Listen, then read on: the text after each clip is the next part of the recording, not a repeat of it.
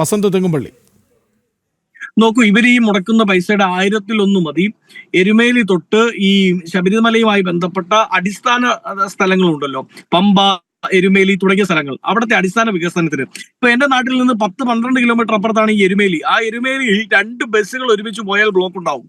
അവിടെ ഒരു നല്ലൊരു ബസ് സ്റ്റാൻഡോ അല്ലെങ്കിൽ അയ്യപ്പ ഭക്തർക്ക് തലവരി വെക്കാൻ ഒരു സ്ഥലം പോലുമില്ല.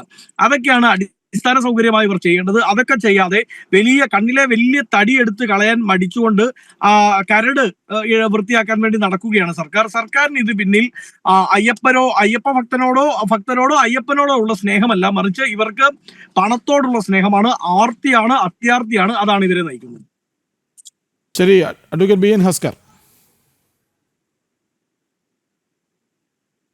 കൃഷ്ണ, ഇതില് ആഗോള അയ്യപ്പ സംഗമത്തെ സംബന്ധിച്ചിട്ടുള്ള വികൃത വിചാരങ്ങൾ മാറ്റിവെച്ച് ഈ ആഗോള അയ്യപ്പ സംഗമം ശബരിമലയുടെയും കേരളത്തിന്റെയും വികസന പാതയിലേക്കുള്ളൊരു ചവിട്ടുപടിയാണ് എന്ന അർത്ഥത്തിൽ ഇതിനെ ചിന്തിച്ചാൽ നിശ്ചയമായും ആ പോസിറ്റീവ് ആറ്റിറ്റ്യൂഡ് എടുക്കുന്നതിന് കേരളത്തിലെ പ്രതിപക്ഷത്തിനും BJPക്കും കഴിയാതെ പോകുന്നതാണ് ഏറ്റവും നിർഭാഗ്യകരമായിട്ടുള്ള കാരണം. നേരത്തെ ശ്രീ നാരായണ ഗുരുദേവനെ സംബന്ധിച്ച് EMS പറഞ്ഞു എന്ന് പറഞ്ഞത് ഞാൻ ആ പുസ്തകം ഇപ്പൊ എന്റെ കയ്യിലുണ്ട്. അത് PR ശിവശങ്കരൻ ഏത് ഭാഗത്താണത് പറയുന്നത് എന്ന് ഹൈന്ദവ പുരോഹിതന്റെ ദേശീയതയുടെ വികൃത രൂപവും എന്നുള്ളതാണെങ്കിൽ ആ ഭാഗത്ത് ഒരിടത്തും ഗുരുദേവന്റെ കുറിച്ച് മോശം അങ്ങ് പറഞ്ഞ രീതിയിലുള്ള ഒരു പരാമർശം ഇല്ല എന്നുള്ളതാണ് വസ്തുത.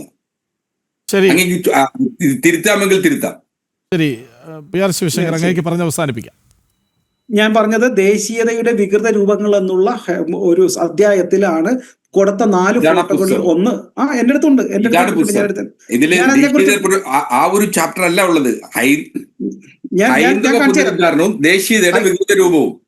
അതില് ഫോട്ടോ കൊടുത്തിട്ടുണ്ട് ഞാൻ. ശരി, അടുത്തത് ഈ വസന്ത് പറയുമ്പോഴത്തേക്ക് ഈ പറയുന്ന പല സ്ഥലങ്ങളിലും കഴിഞ്ഞ വർഷങ്ങളിൽ ഭരിച്ച കോൺഗ്രസ് സർക്കാർ പോലും ഈ പറയുന്ന പേട്ടതുള്ളി വരുന്ന സ്ഥലങ്ങളിൽ ഒരു മൂത്രപ്പുര പോലും മര്യാദക്കുള്ളതില്ല.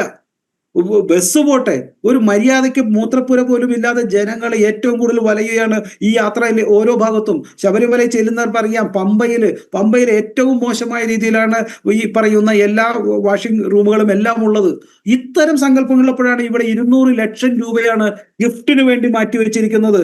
100 ലക്ഷം രൂപ ഇവന്റ് മാനേജ്മെന്റിൽ. ഇവിടെ എന്ത് നടത്തുകയാണ് നിങ്ങൾ? 100 ലക്ഷം രൂപ ഒരാളിങ്ങളിൽ കൊടുക്കുന്നു. 150 ലക്ഷം രൂപ വെൽക്കം ഗിഫ്റ്റിന് വേണ്ടി മാത്രം. സോഷ്യൽ മീഡിയക്ക് അത്ര 150 ലക്ഷം രൂപ.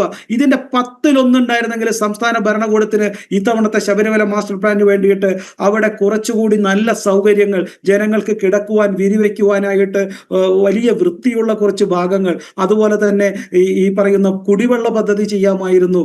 പമ്പയിലെ കുറച്ചും കൂടി ക്ലീനിങ് ഫെസിലിറ്റി ഉണ്ടാക്കാമായിരുന്നു. അവിടെ വെള്ളം കുറച്ചും കൂടി വൃത്തിയാക്കി നൽകാമായിരുന്നു. അവിടെ ആശുപത്രികൾക്ക് നമുക്കറിയാം, അവിടുത്തെ ആംബുലൻസിൽ ബിന്ദു അമ്മിണിയെ വരെ കയറ്റിക്കൊണ്ടുപോയ ആംബുലൻസ് ഉണ്ട്. ആംബുലൻസിന്റെ സ്ഥിതിയൊക്കെ വളരെ മോശമാണ്. അവിടെ എത്രയോ പേര് ഹാർട്ട് അറ്റാക്ക് ആയിട്ട് മരിക്കുന്നു, കൃത്യമായിട്ട് മരുന്നില്ല, കൃത്യമായിട്ട് ഡോക്ടർ ഇല്ല. ഇതൊന്നും നടത്താതെ വെൽക്കം ഗിഫ്റ്റും സോഷ്യൽ മീഡിയയ്ക്കും